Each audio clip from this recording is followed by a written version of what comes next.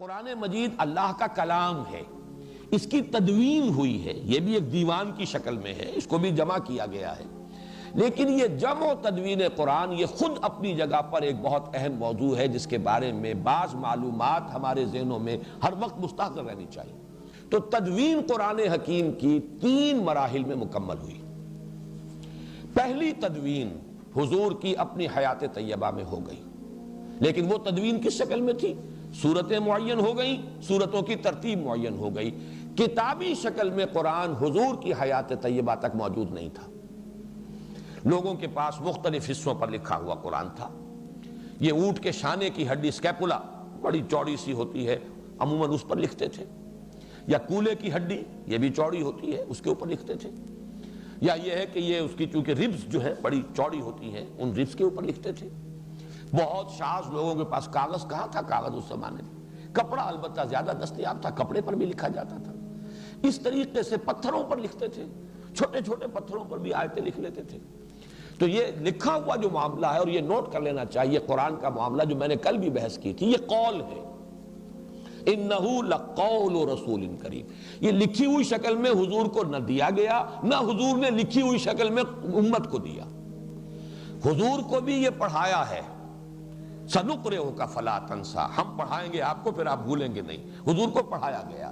یہ گویا کہ قول جبرائیل اور پھر قول محمد بن کر لوگوں کے سامنے آیا ہے صلی اللہ علیہ وسلم۔ جبرائیل سے حضور نے سنا اور حضور سے صحابہ نے سنا۔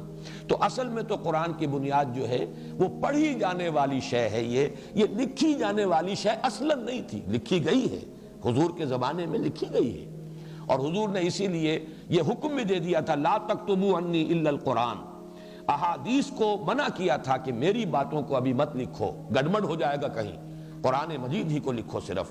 لیکن یہ لکھنا جو ہے اصل نہیں ہے، اصل قرآن حضور کے سینے میں جمع کیا اللہ نے، اور پھر صحابہ کے سینے میں جمع کر دیا محمد الرسول اللہ صلی اللہ علیہ وسلم نے۔ وہ منہ سے منہ کو گیا ہے، قول سے قول کی شکل میں گیا ہے، لوگوں نے سیکھا ہے حضور کے دہن مبارک سے۔ انہ لقول رسول کریم، جس پر میں کل گفتگو کر چکا ہوں۔ بہرحال لکھا ہوا قرآن بھی تھا، لیکن کتابی شکل میں نہیں، جمع شدہ شکل میں نہیں۔ جمع شدہ شکل میں صرف سینوں میں تھا، حفاظ کو یاد تھا، انہیں یاد تھا قرآن اس ترتیب کے ساتھ ہے۔ اور اس کے لیے سب سے بڑی دلیل یہ ہے کہ ہمیں روایات ملتی ہیں صحیح کہ ہر رمضان مبارک میں جتنا قرآن اس وقت تک نازل ہو چکا ہوتا تھا، حضور اور حضرت جبرائیل جیسے کہ ہمارے ہاں بھی رمضان مبارک کے آنے سے پہلے دورہ کرتے ہیں حفاظ، حافظ سناتا ہے دوسرا سنتا ہے، تاکہ یہ کہ تراویح میں سنانے کے لیے تازہ ہو جائے۔ تو رمضان مبارک میں حضور اور حضرت جبرائیل مذاکرہ کرتے تھے، قرآن مجید کا دورہ ہوتا تھا قرآن کا۔ اور آخری رمضان مبارک جو آپ کی حیات طیبہ کا ہے، اس میں پورے قرآن کا 2 مرتبہ دورہ کیا ہے محمد الرسول اللہ صلی اللہ علیہ وسلم نے حضرت جبرائیل سے۔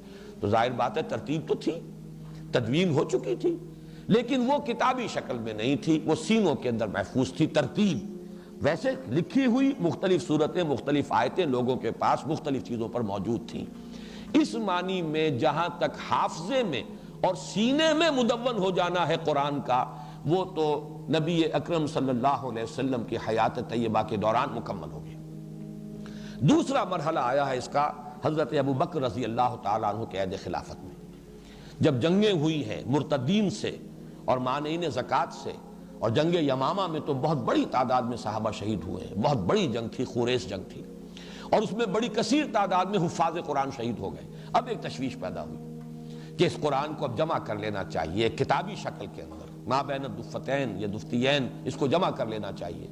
اس پر پھر حضرت عمر کے دل میں سب سے پہلے یہ خیال آیا۔ حضرت عمر نے حضرت ابو بکر سے کہا، وہ بڑے متردد رہے، میں کیسے کروں، جو کام حضور نے نہیں کیا وہ میں کیسے کروں؟ لیکن حضرت عمر اس پر اصرار کرتے رہے، تو پھر رفتہ رفتہ ان کا حضرت ابو بکر کا بھی سینہ کھل گیا۔ انہوں نے فرمایا کہ ہاں اب تمہاری اس بات کے لیے میرا سینہ کھل گیا ہے، اللہ نے میرے سینے کو کشادہ کر دیا۔